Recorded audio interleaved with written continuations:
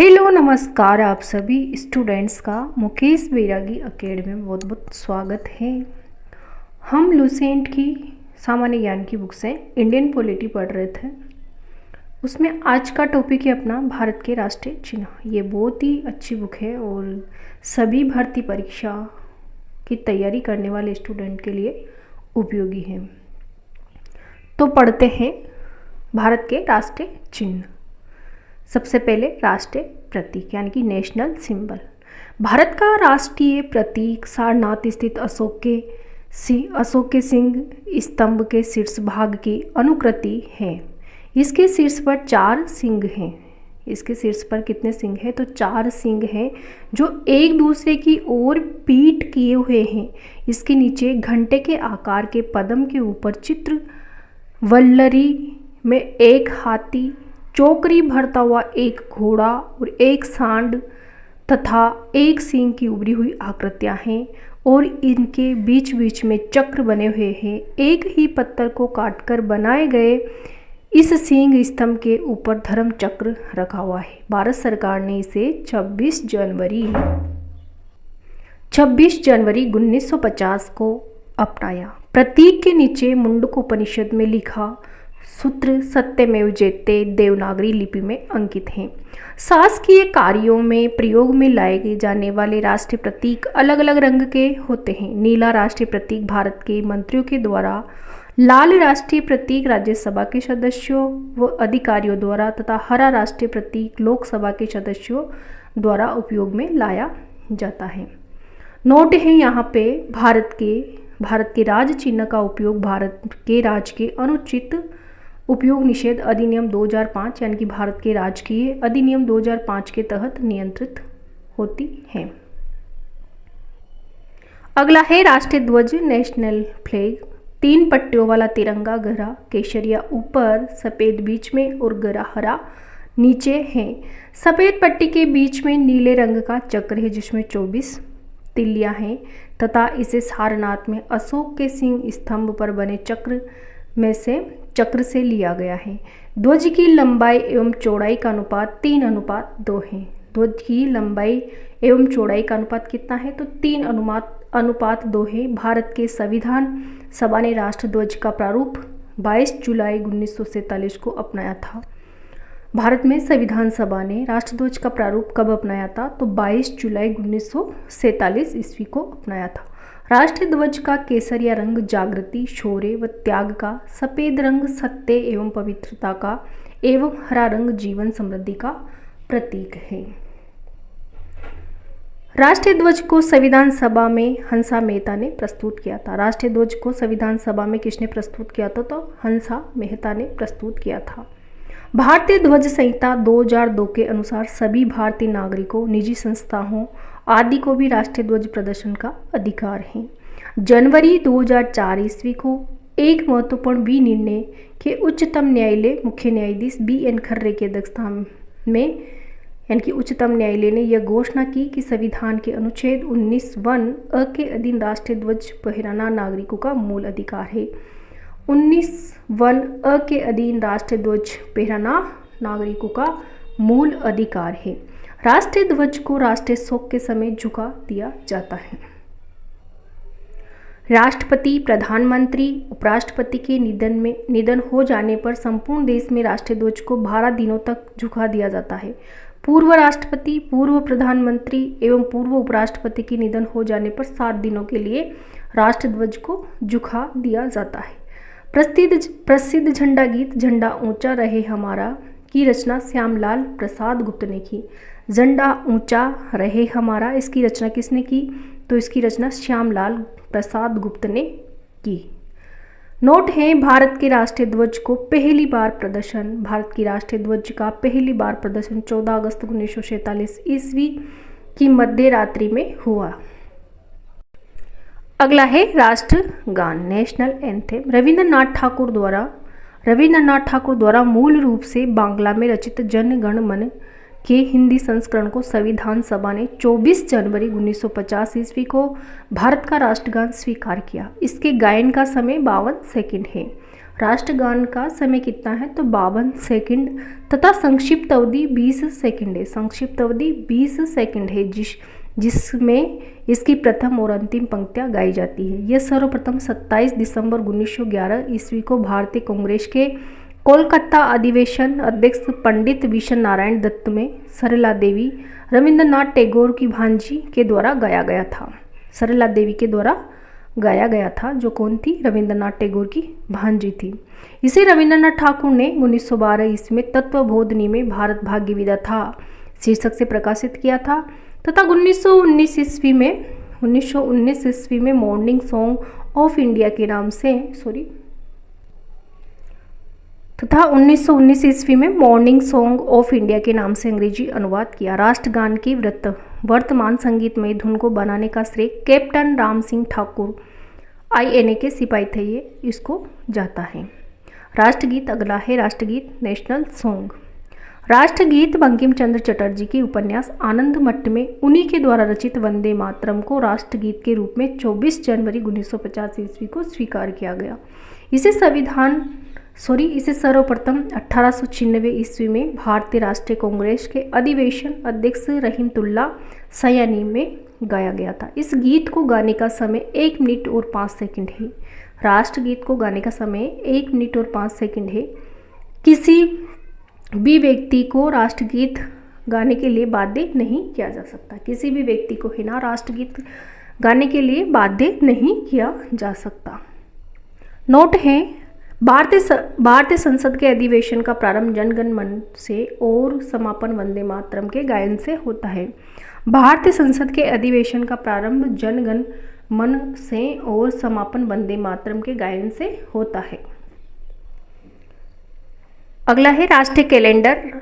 राष्ट्रीय calendar Gregorian calendar के साथ देश भर के लिए शक संवत पर आधारित राष्ट्रीय पंचांग को सरकारी प्रयोग के लिए 22 मार्च 1957 ईस्वी को अपनाया गया था। कब? तो 22 मार्च 1957 ईस्वी को अपनाया गया था।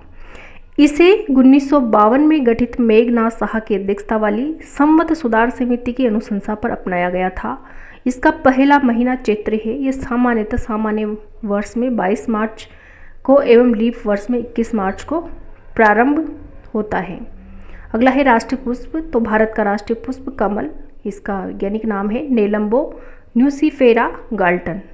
और राष्ट्रीय पक्षी हमारा भारत का राष्ट्रीय पक्षी मयूर है, पाओ क्रिस्टेटस है।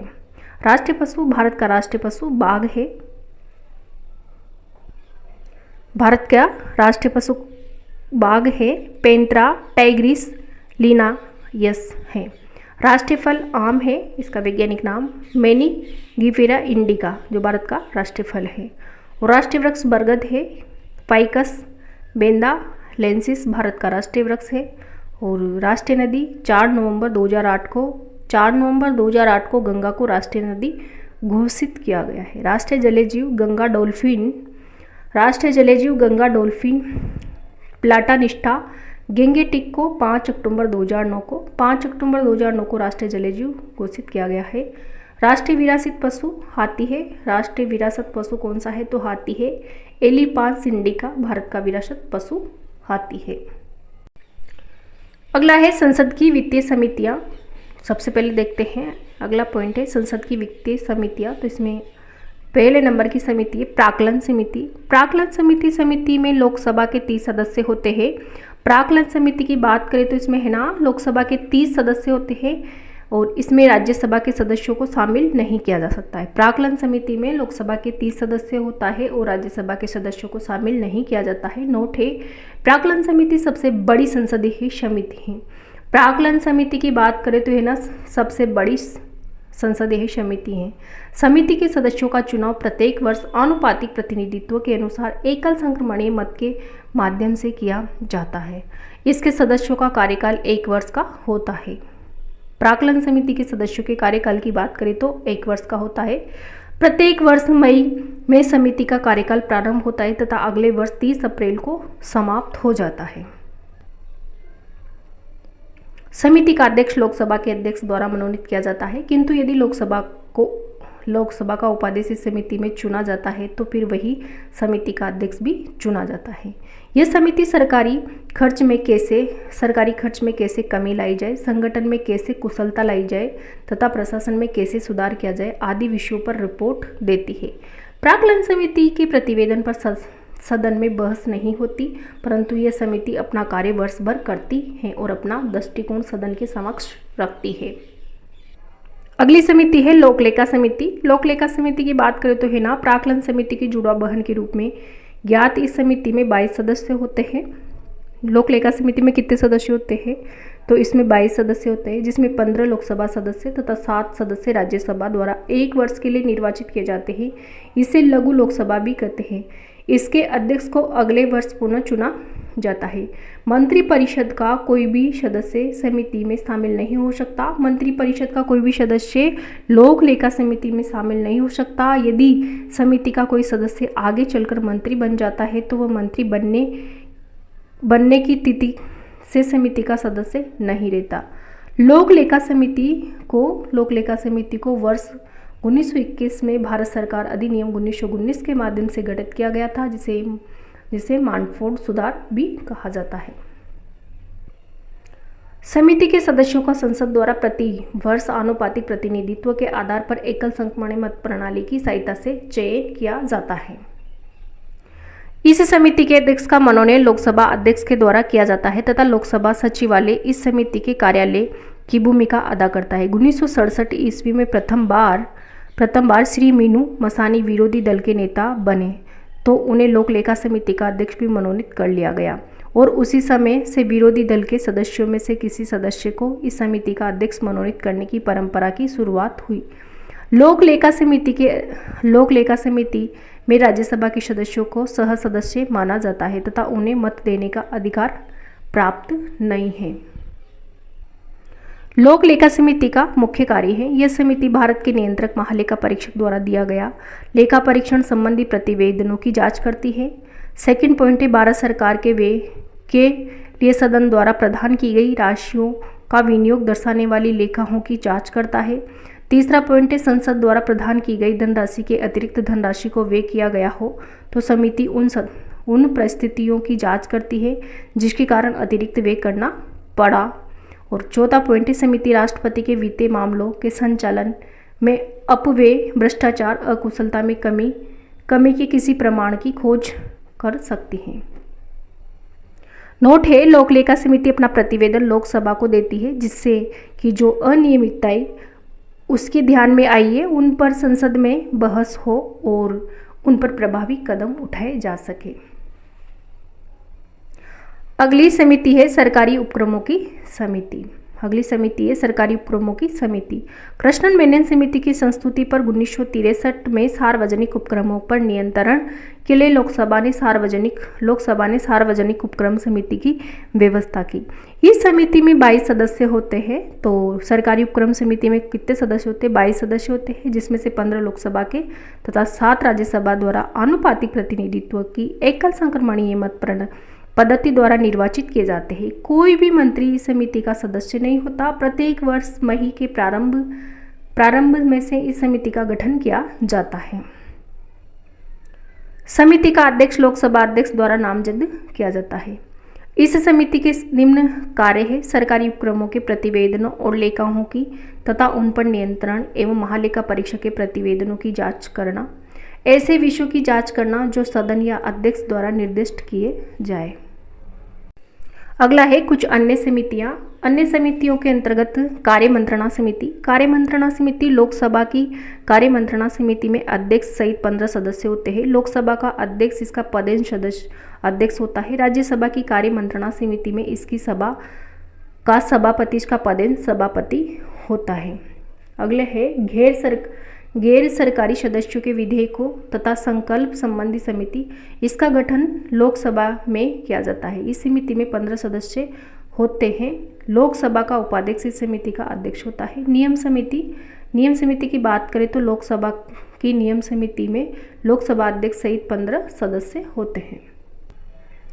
15 सदस्य होते हैं, जबकि राज्यसभा की नियम समिति में सभापति एवं उपसभापति सहित 16 सदस्य होते हैं। लोकसभा अध्यक्ष एवं राज्यसभा के उपसभापति अपने अपने सदन की समितियों के पदेन अध्यक्ष होते हैं। अगली है अनुसूचित जातियों तथा अनुसूचित जनजातियों की कल्याण संबंधी समिति। इसमें 30 सदस्य शामिल किए जाते हैं, जिसमें से 20 लोकसभा तथा 10 राज्यसभा के सदस्य होते हैं। अगली है ग्रंथालय समिति। इसमें 9 सदस्य होते हैं। ग्रंथालय समिति में लोकसभा अध्यक्ष द्वारा मनोनीत 6 लोकसभा सदस्य तथा राज्यसभा के सभापति द्वारा मनोनीत 3 सदस्य शामिल किए जाते हैं। इस समिति का गठन प्रतिवर्ष किया जाता है। अगली है संयुक्त संसदीय समिति।